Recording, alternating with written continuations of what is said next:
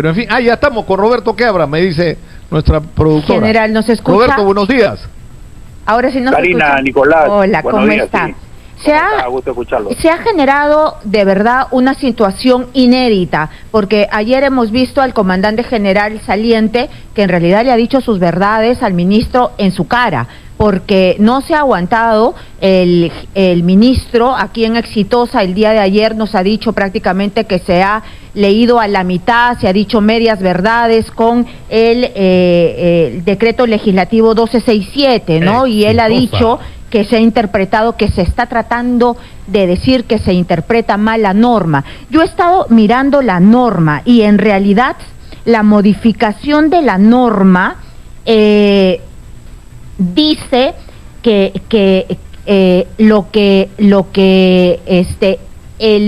el ministro ha señalado. Pero si nos vamos a la norma de Ollanta-Humala de Basombrío, dice lo que el ministro Rubén Vargas trata de explicar, que dice el artículo número 8, ¿no? Pero ya se modificó. ¿Cómo salimos de esta, no?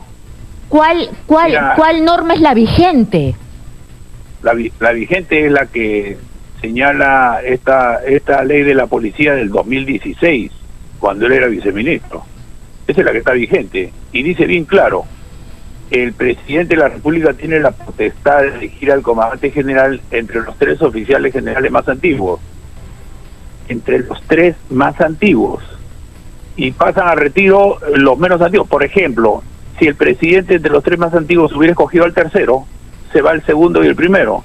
Si escoge al segundo, se va el primero. Así de simple. ¿En qué parte de la ley dice que el presidente puede escoger entre los 15, los 20, los 30 primeros? Eso se dio en el gobierno de Humala. Recuerden ustedes que se dieron de baja 36 generales para escoger al 37. Y por eso que se da esta ley. Ahora, yo lo que quiero decirles es que el presidente tiene que darse cuenta de que este tema policial ya no es solo un problema institucional. Este es un problema de gobernabilidad. Gobernabilidad. Y si el presidente lo tiene así, tiene que hacer varias cosas, tiene que tomar decisiones rápidas, pero tiene que tomarlas. La primera es reconocer que no ha sido bien asesorado. La segunda, aceptar la renuncia al ministro del Interior. La tercera es dejar sin efecto todas las resoluciones de pases al retiro y de nombramiento. Ratificar al general Osvaldo Velasco como comandante general de la policía, un general que ha estado enfermo de COVID, ha estado convaleciente, asiste a la ceremonia, al día siguiente te lo saca. Reconocer y darle todo su respaldo para que haga 2 cosas: que le siga dando las facilidades a los fiscales que están investigando los sucesos que provocaron la muerte de los 2 jóvenes, y que revise el protocolo y los procedimientos que se emplean en una movilización nacional y el empleo de las unidades. Caso contrario, yo creo que vamos a generarnos un problema, además de todos los problemas que tenemos. Sí, yo ¿Tú crees, Roberto, que debería dar un paso al costado, como se dice elegantemente, el ministro del Interior? Mira, con todo lo que ha sucedido... Porque después de lo de anoche, o sea, que ya un no general que está saliendo de comandante te enmienda la plana delante de todos los altos oficiales y funcionarios del Ministerio del Interior, y que encima la gente lo aplaude. O sea, ¿qué cosa hace como ministro? De pies a todos los que aplaudieron, le da de baja a todos los que aplaudieron. Encima que ya no tiene autoridad, él hizo una comunicación el día de anteayer, dijo: hoy día es un día histórico para la policía.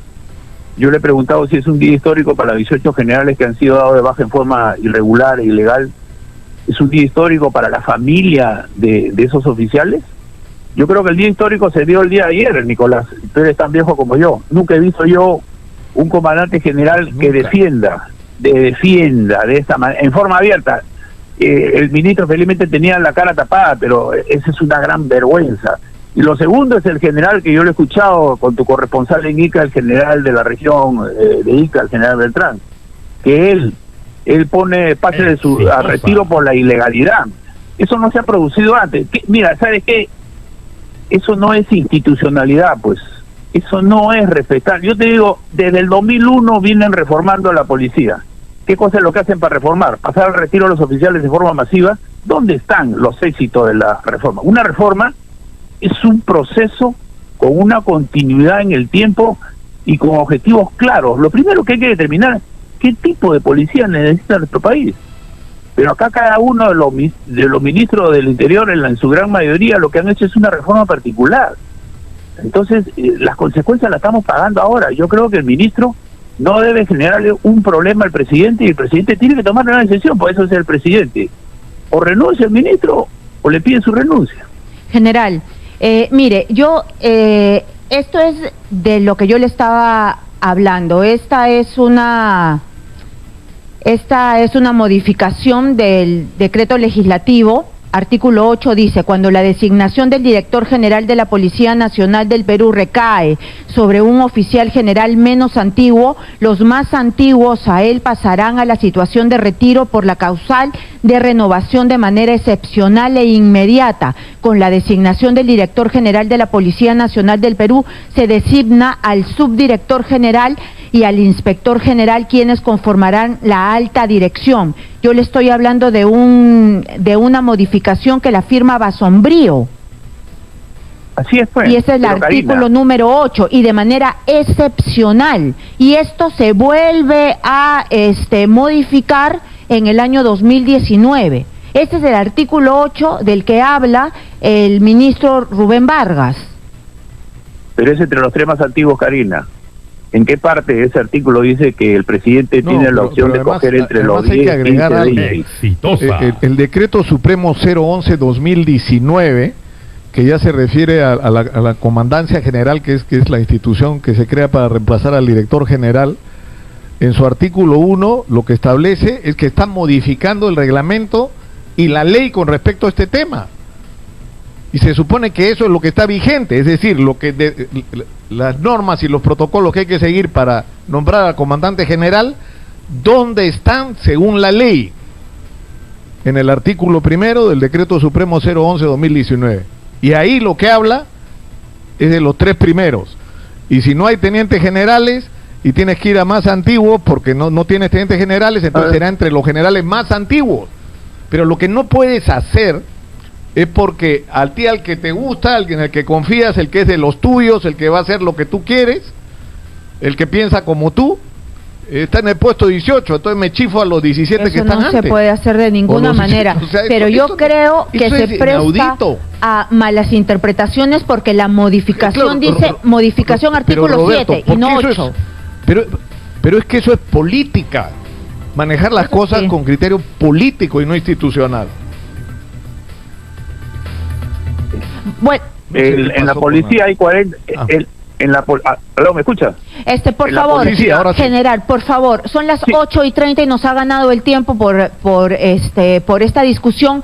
Por favor, le pido que nos espere unos minutitos para ir a la pausa y regresamos con usted, por favor. Estamos en la línea con el general Roberto Quiabra, general retirado del ejército peruano y héroe del CENEPA. Yo quisiera, para contextualizar, Roberto, esta es la ley vigente en este momento que establece los procedimientos para nombrar al comandante general de la Policía Nacional. Está en el decreto supremo 011-2019, que modificó literalmente los artículos 7 y 208 del reglamento del decreto legislativo de la ley de la Policía Nacional, aprobado el año 2017. ¿Y qué es lo que dice?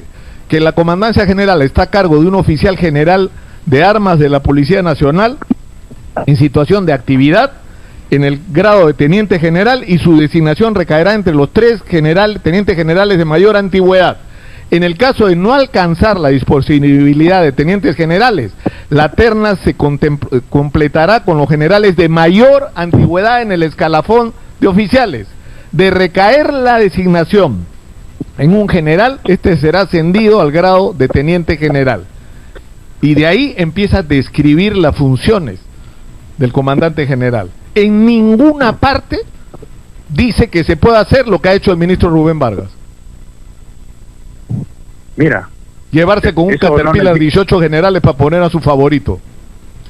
Mira, eso no se necesita ser abogado, vas a saber leer castellano, porque lo que se ha hecho es algo que afecta a la moral de la institución. Yo te digo, mira, ve, la policía tiene un poco más de 40 generales. Cuando tú declaras las vacantes ascienden 10 y tienes que obligadamente pasar al retiro 10. ahora tú sacas a 18 generales, significa que todo el próximo año van a haber unidades que deben estar al mando de un general que no lo van a tener. ¿Esa es institucionalidad? ¿Eso es respetar a la policía? ¿Eso es una reforma? Ahora, dicen la solución, se va a formar una comisión de base por 60 días para modernizar y fortalecer la policía. 60 días, volvemos a lo mismo, pues volvemos al maquillaje, volvemos al parche. Exitosa. Esa no es la solución. ¿Qué? ¿Quiénes son los que en 60 días van a cambiar todo? Entonces, yo creo que para respetar a la policía, como a todas nuestras instituciones, tenemos que cumplir las leyes. Yo creo que el presidente tiene que adoptar una decisión para no generarse otro problema. Tú señalabas, ojalá que no suceda nada, pero lo que hemos visto nosotros el día de ayer en la noche, en la ceremonia, no se ha visto en ninguna otra ceremonia, porque ahora todos tenemos derecho. Yo me acuerdo que en los años 98 no tenías a dónde ir, ahora sí tenemos derecho. Entonces, recuerda que los problemas entre el Ejecutivo y el Legislativo los solucionó los jóvenes en la calle. Este problema entre la policía y el ministro lo tiene que solucionar el presidente. Muy Está bien. claro. Hay un Roberto. pronunciamiento de la Policía Nacional de los excomandantes generales y en el artículo 3 de este pronunciamiento dice: en un análisis serio y objetivo de la normatividad plasmada en el decreto legislativo 1267, que es la ley de la policía, del 16 de diciembre del 2016, emitido justamente cuando el actual ministro del Interior, Rubén Vargas Céspedes, se desempeñaba como viceministro del Interior, nos identifica y revela a este funcionario como un protagónico gestor de la norma que en la fecha se pretende aplicar arbitraria y abusivamente, revelando una inocultable tendencia ideológica política que intenta, a través de grave lesión a la institucionalidad, estigmatizar mansalvamente a una organización del Estado como la PNP, cuya historia en defensa de la democracia ha significado la pérdida de vidas heroicos policías que ahora Exitosa. ignominiosa e insensiblemente se desconoce, sorprendiendo con sesgada y malintencionada interpretación de la ley al primer mandatario de la República, quien promovía una conciliación y no una maniobra antidemocrática. En el peor momento que vive el país, en un escenario de gran inestabilidad que alarma y amenaza la tranquilidad de todos los peruanos. Es decir, prácticamente están diciéndole que de las narices lo están poniendo en una situación bastante complicada. Lo increíble es que este comunicado lo firman los tenientes generales en situación de retiro, y que están todos: está el general Tizoc, el general Rodríguez, el general Murazo, Pérez Rocha, el general David Rodríguez, el general Montoya, que con el que hemos conversado y discutido intensamente hace algunos días, el general Sánchez, el general Mauro Remigio, el general Raúl Salazar, el general Iglesias y el general Becerra. Es lo que tengo yo. Son 11 firmas de tenientes generales, que son, entiendo, todos los que hay. Entonces, eso sinceramente es una situación insólita, y yo insisto, Roberto, y yo creo que hay que reiterar, y nos interesa tu opinión sobre eso, porque tenemos una crisis.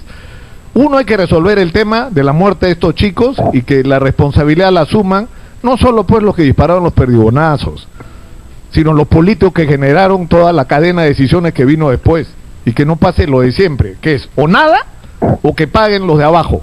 Eso no lo podemos permitir.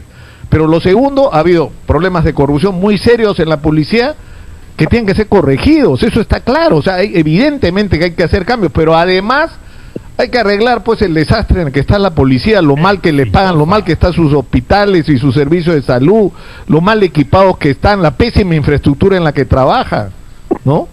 O sea, hay una enorme tarea que cumplir en un país agobiado por la inseguridad, y lo que tenemos es un desmadre en la Policía Nacional. Mira, empecemos por lo que tú decías. Tenemos que acostumbrarnos que cuando estamos en democracia todos tienen que asumir sus responsabilidades. Cuando el Ejecutivo le plantea a la policía actuar en una movilización nacional o en un bloqueo de carreteras, que emita su directiva política. para que la policía sobre esa directiva haga su planeamiento operacional. No se hace. Los políticos nunca emiten una directiva para no asumir la responsabilidad. Segundo, empecemos por las causas. Tienes 26 escuelas de formación de policías que no tienen las condiciones. ¿Cómo puede ser posible que los alumnos que ingresan tienen que ir con su colchón y sus útiles de aseo? ¿Hace cuántos años venimos escuchando a los ministros de Interior y no se ha corregido? Tercero, si nos preguntamos nosotros, los más de 500 policías que han fallecido por el COVID o a consecuencia del COVID, unos han fallecido por la corrupción de sus mismos superiores, que no les compraron el equipo de protección personal, pero los otros que han fallecido, la gran mayoría, han fallecido por el abandono de los policías. ¿Quién se preocupa de su alimentación, de su salud, de su acondicionamiento físico? El policía egresa de la escuela y nos olvidamos de él. ¿En qué momento crees tú que reúnen a los policías y le dicen esta es la nueva modalidad delincuencial y estos son los protocolos y procedimientos que hay que aplicar? En ningún momento. Por eso que tú ves cuestiones como lo de la discoteca o una cancha de fulbito que actúan solamente por lo que se le presenta en ese momento y no en base a un protocolo. Hay muchas cosas que corregir, pero hay cosas que corregir, pero sin abuso de poder. El hecho que tengas tú deficiencias no significa de que tú, en 8 meses, vas a sacar de carrera a 18 oficiales generales. Yo me solidarizo con ellos porque es un abuso. Es un abuso no solamente para ellos, sino para su familia. Porque tú no puedes cortar una carrera de esa manera. No puedes involucrar a todos.